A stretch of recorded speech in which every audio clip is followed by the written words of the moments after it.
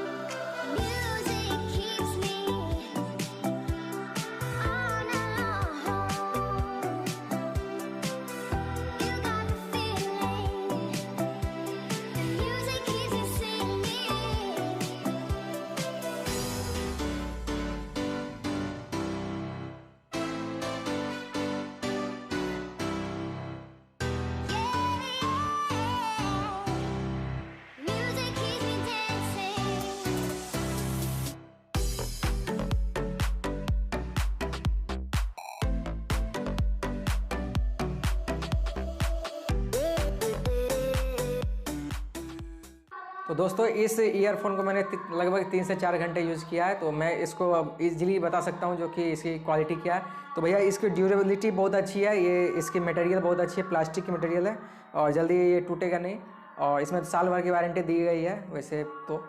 और इसकी अगर बात करें म्यूज़िक क्वालिटी की तो म्यूज़िक क्वालिटी थोड़ी कम है। जैसा JBL में मिलेगा साउंड उस टाइप का नहीं मिलेगा, लेकिन JBL की तो प्राइस से बहुत ज़्यादा रहती है, तो प्राइस के अकॉर्डिंग सबसे बेस्ट है।